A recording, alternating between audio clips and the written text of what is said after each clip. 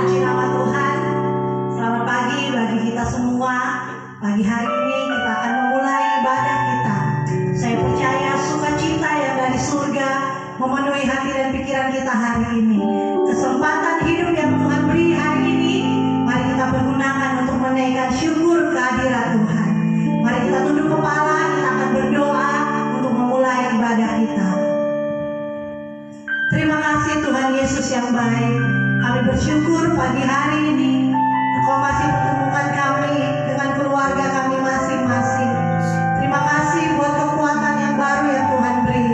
Terima kasih buat semua hal yang luar biasa yang Tuhan percayakan atas hidup kami. Pagi hari ini kami akan beribadah kepadamu. Kuduskan roh, jiwa dan tubuh kami. Kuduskan pikiran dan hati kami. Biar setiap pujian penyembahan kami naik di hadirat Tuhan, menyenangkan hatimu. Kami akan memulai ibadah kami pagi hari ini di dalam nama Tuhan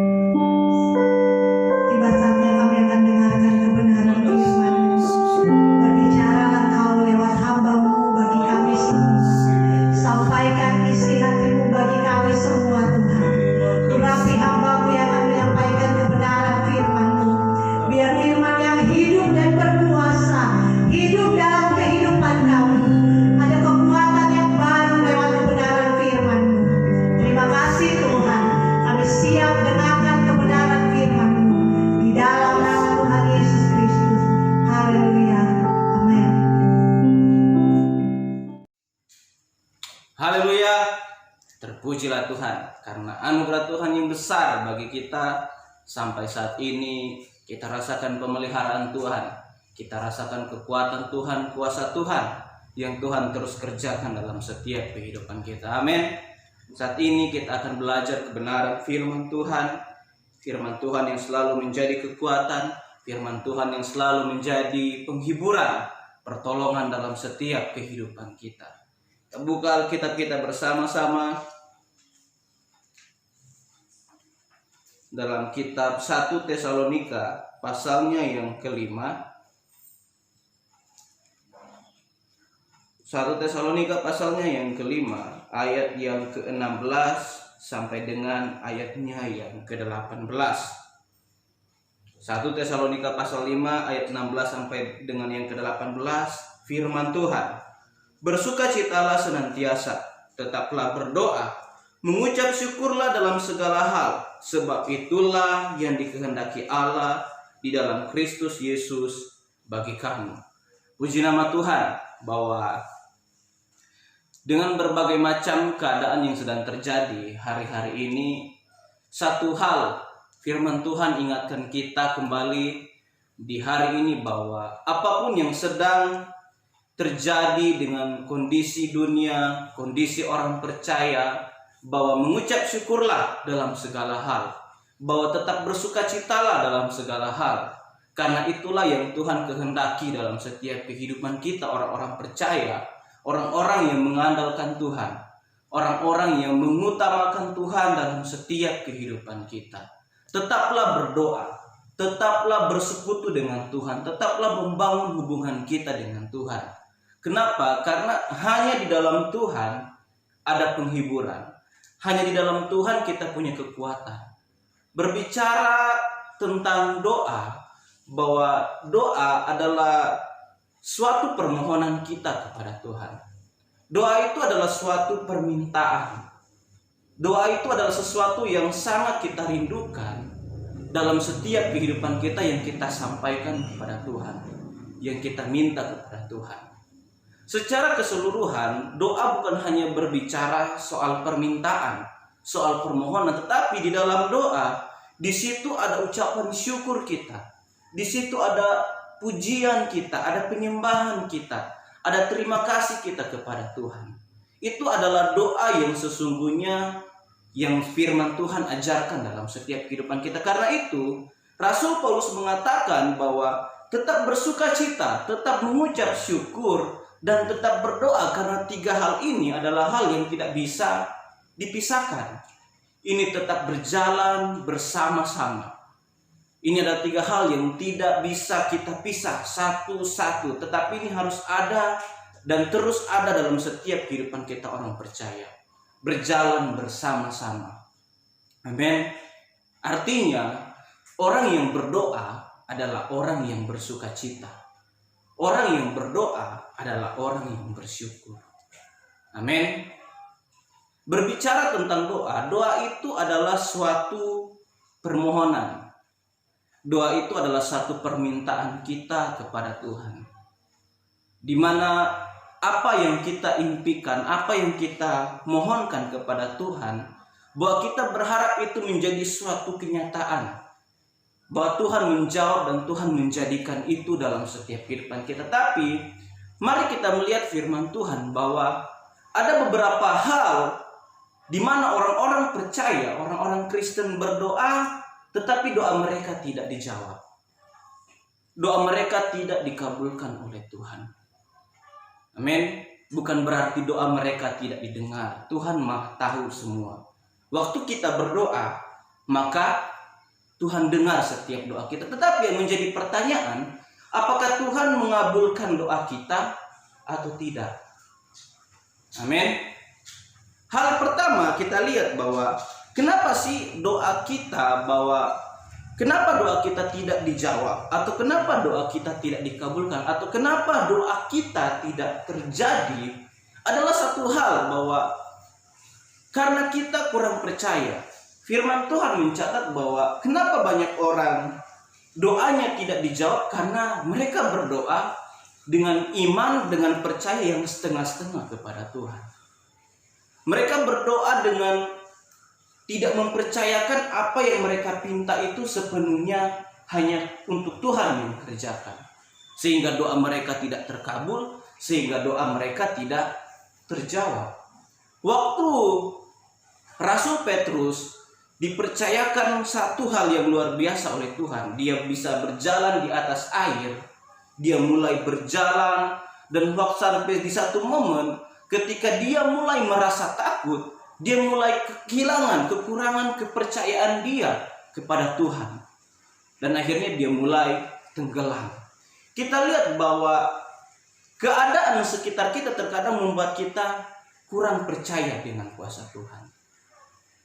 Tetapi hari ini saya mau katakan bahwa Tuhan kita, Yesus kita lebih besar dari segala yang ada di dunia ini. Yesus lebih hebat dari segala yang ada di dunia ini. Waktu kita mulai melihat orang-orang di sekeliling kita, mungkin kita lihat bahwa mungkin ada seorang yang pendoa, seorang yang sungguh-sungguh saja bisa sakit, bisa jatuh, bisa apa semua, hamba-hamba Tuhan bisa jatuh. Terkadang itu mempengaruhi pemikiran orang percaya bahwa semua bergantung pada kekuatan manusia, sehingga waktu mereka mulai berdoa, mereka mulai kehilangan percaya. Mereka bilang, orang ini aja bisa jatuh, orang itu saja bisa keluar. Tetapi yang sebenarnya, kenapa hal itu tidak terjadi? Karena kekurangan kepercayaan kepada Tuhan, atau imannya yang masih kurang. Amin. Alasan pertama bahwa kenapa terkadang doa kita tidak terjadi, tidak terjawab, tidak dikabulkan oleh Tuhan, karena kita kurang percaya kepada Tuhan. Amin. Seorang manusia saja akan sangat sulit melakukan sesuatu hal jika dimintai tolong dengan rasa kurang percaya. Apalagi kepada Tuhan yang memiliki segala hal, Tuhan yang mampu kerjakan segala hal. Waktu kita minta kepada Dia tetapi kita kurang percaya, maka itu seperti kita sedang menghina kekuasaan Tuhan, seperti sedang meremehkan kekuasaan Tuhan. Karena itu Dia tidak bekerja dalam setiap kehidupan orang-orang yang kurang percaya kepadanya. Hal yang kedua yang kita lihat, kenapa sih doa tidak dijawab atau doa tidak dikabulkan oleh Tuhan? Kita lihat dalam kitab Yakobus pasalnya yang keempat. Surat Yakobus pasalnya yang keempat. Kita akan baca ayatnya yang kedua. Kamu mengingini sesuatu, tetapi kamu tidak memperolehnya. Lalu kamu membunuh, kamu iri hati, tetapi kamu tidak mencapai tujuanmu. Lalu kamu bertengkar dan kamu berkelahi. Kamu tidak memperoleh apa-apa karena kamu tidak berdoa.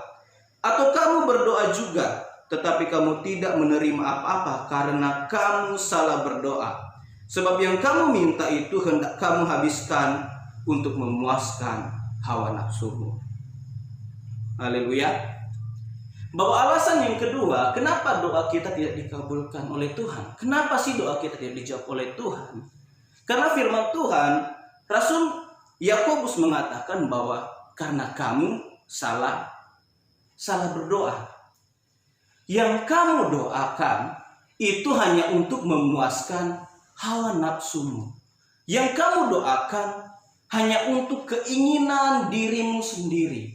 Karena itu Tuhan tidak mengabulkan doamu. Kondisi sekarang dengan apa yang terjadi di negara kita ini, bahkan apa yang sedang terjadi di antara gereja sekarang ini, ada hal yang sedang menjadi perbincangan yang sangat hangat. Bahwa kita lihat bahwa ada begitu banyak hamba-hamba Tuhan yang sangat terkenal. Mereka sudah mulai saling mengatakan, kamu salah, kamu yang salah, kamu begini, kamu begitu. Mereka sudah mulai saling mengatakan pendapat-pendapat mereka sendiri. Bahkan ada begitu banyak orang yang mulai berkata, di mana sih yang katanya pendoa-pendoa hebat dengan kondisi seperti ini, kemana mereka? Orang yang katanya dipakai untuk melakukan mujizat, kemana mereka sekarang ini? Kenapa mereka tidak berdoa untuk orang-orang yang sedang mengalami sakit, untuk orang-orang yang sedang terinfeksi dengan kondisi yang terjadi di bangsa kita, dengan pandemi yang sedang terjadi di bangsa ini. Kenapa? Ada satu hal yang sungguh luar biasa bahwa menjadi perenungan kita, umat-umat Tuhan, dengan keadaan yang sedang terjadi hari-hari ini. Bahwa kalau kita lihat, Tuhan sedang memurnikan gereja Tuhan. Amin. Tuhan sedang membawa gereja Tuhan kepada gereja yang sesungguhnya. Kita lihat bahwa segala hal yang tidak berkenan sementara dihilangkan oleh Tuhan, sementara dimusnahkan oleh Tuhan. Kenapa? Kalau kita lihat di momen-momen sebelumnya, ada begitu banyak orang berdoa sembuh, berdoa dan sembuh, berdoa dan sembuh. Begitu banyak orang yang Tuhan pakai, tetapi kenapa di masa-masa seperti ini itu tidak terjadi?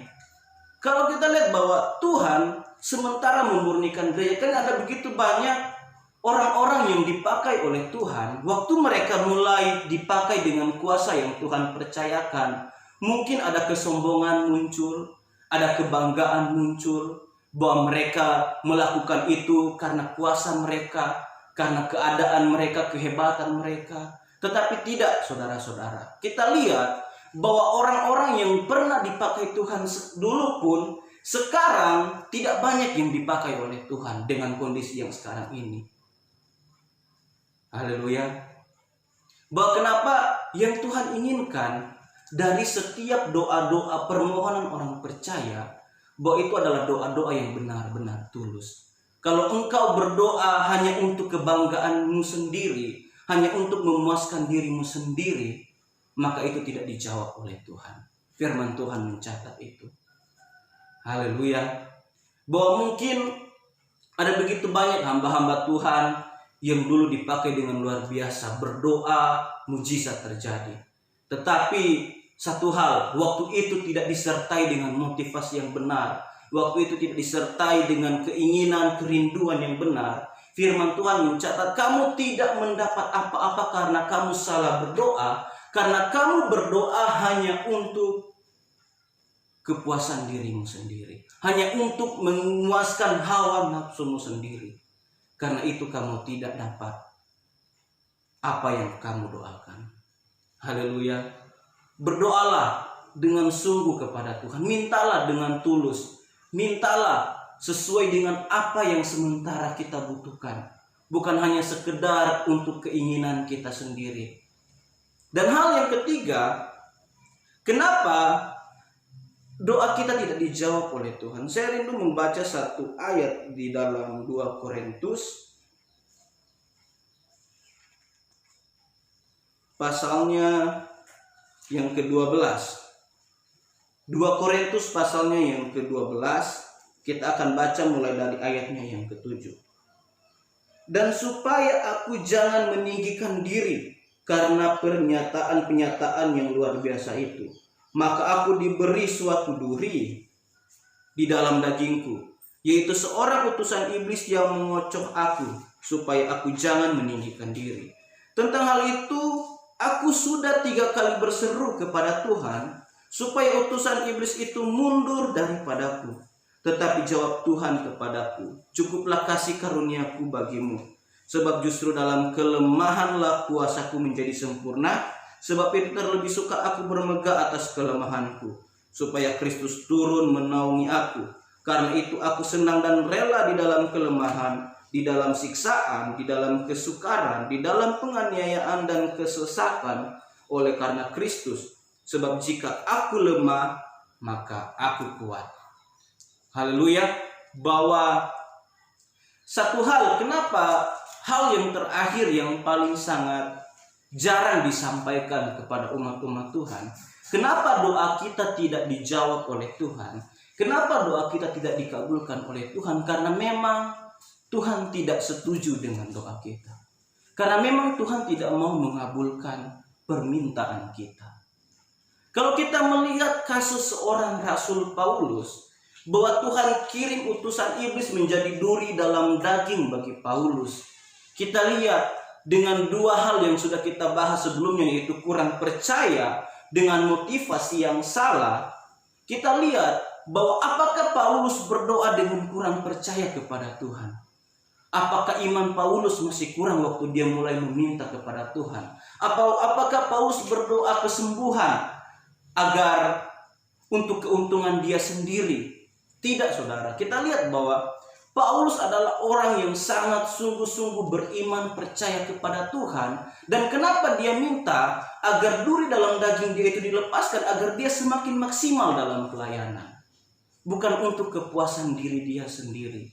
Bukan untuk keenakan dari seorang Paulus sendiri. Dia berdoa, dia minta agar dia lebih maksimal dalam pelayanan. Agar dia mampu berbuat sesuatu hal yang lebih untuk Tuhan. Tetapi firman Tuhan mencatat, karena memang Tuhan tidak kehendaki untuk menjawab doa Paulus. Ini yang jarang disampaikan kepada umat-umat Tuhan, gereja-gereja Tuhan di akhir-akhir ini. Bahwa kalau kita melihat waktu Tuhan Yesus berdoa, dia katakan di akhir doa dia, kalau Tuhan, kalau boleh biar kiranya cawan ini lalu daripadaku, tetapi biar kehendak-Mu yang jadi, bukan kehendak-Ku. Haleluya. Kita lihat seorang Paulus bahwa kita tahu motivasi dia benar. Kita tahu iman dia benar, percaya dia benar sungguh-sungguh. Tetapi bukan berarti doa dia langsung dijawab oleh Tuhan. Karena Tuhan kerjakan sesuatu hal yang beda dalam seorang kehidupan Rasul Paulus. Dalam kehidupan kita mungkin kita sudah berdoa dengan sungguh-sungguh.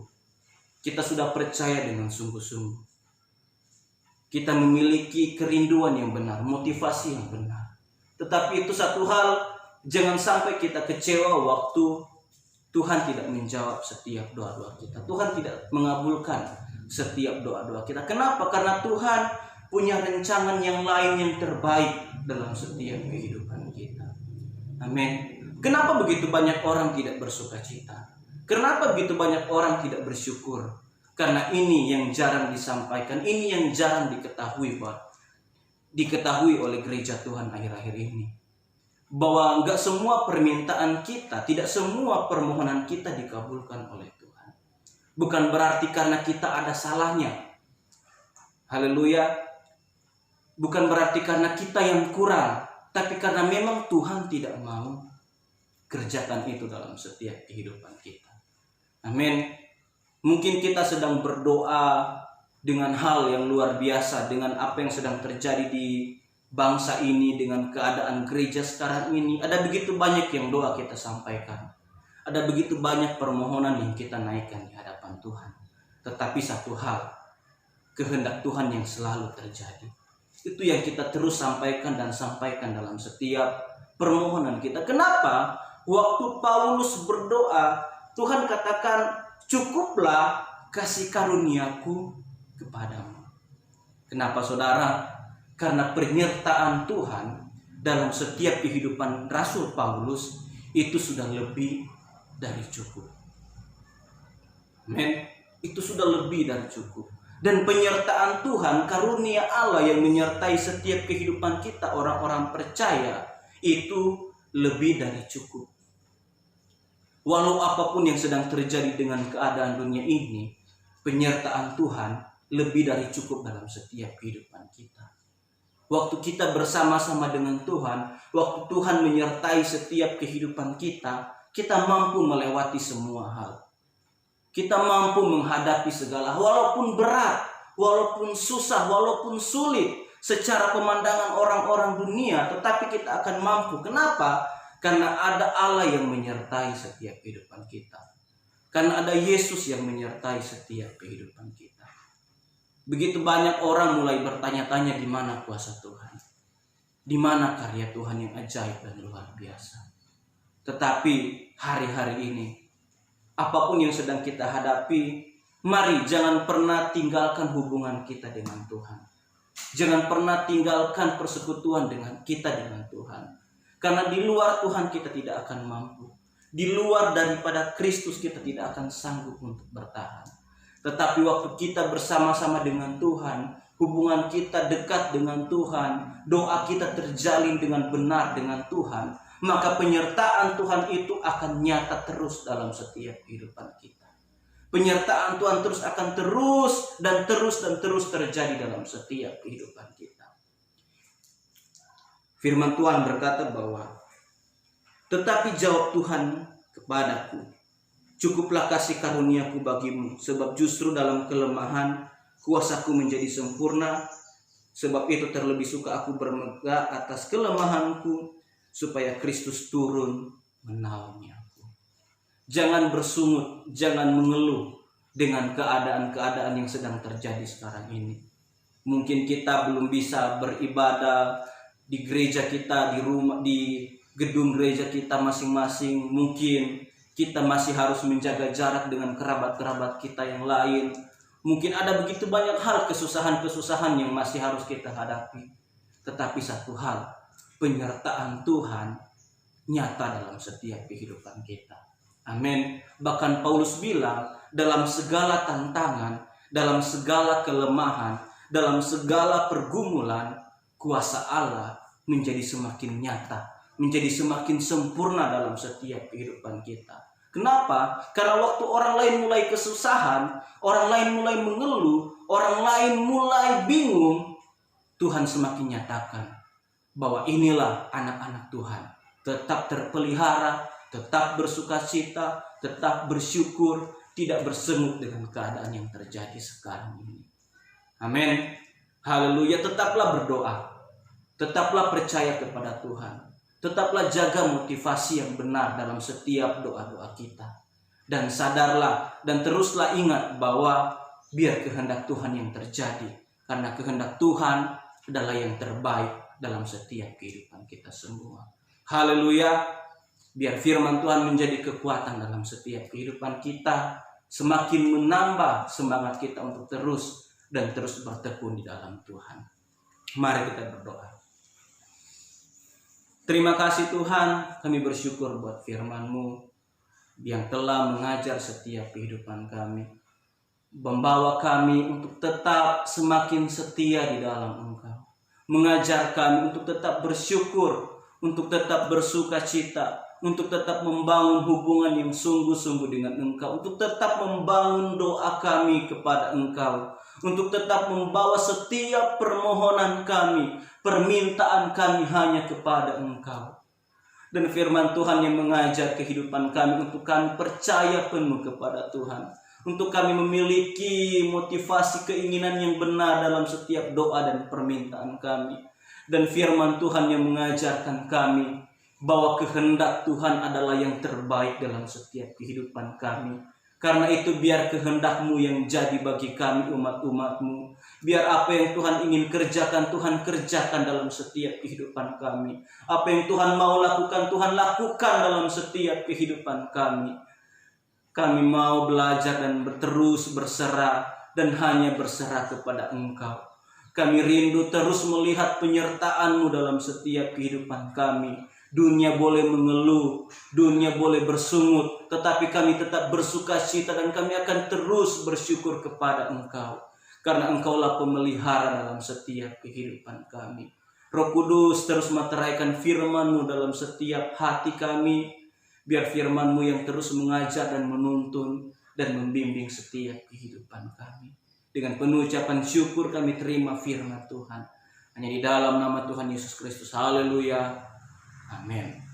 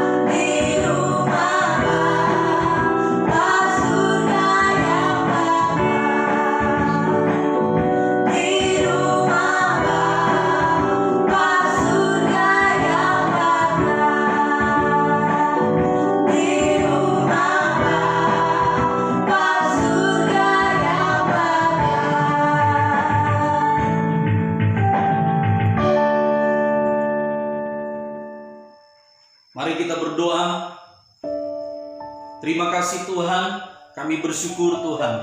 Hari ini kalau kami boleh beribadah lagi kepada Tuhan, kami percaya Tuhan, kekuatan Tuhan menjadi bagian kami. Kami telah memuji Tuhan, menyembah Tuhan.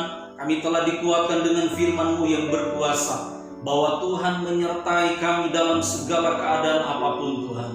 Tuhan memberkati semua umat-umat-Mu sepanjang minggu berjalan ini, dalam semua usaha pekerjaan umat-umat-Mu, apapun yang mereka kerjakan, Tuhan buat berhasil. Jauhkan dari setiap roh kegagalan, kerugian, penghalang berkat, kuasa kegelapan, sakit penyakit. Kami tolak dalam nama Yesus.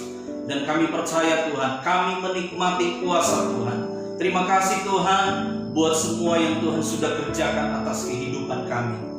Dan saatnya Tuhan kami akan terima berkat-Mu. Biar berkat dari Tuhan Yesus Kristus menjadi bagian umat-umat-Mu, sehingga mereka memiliki kekuatan untuk melewati kehidupan Tuhan dalam keadaan apapun yang mereka hadapi hari-hari ini. Bahwa Tuhan menyertai dengan kekuatan yang tidak terbatas. Terima kasih Tuhan buat semua yang Tuhan sudah berikan dan kerjakan atas hidup kami.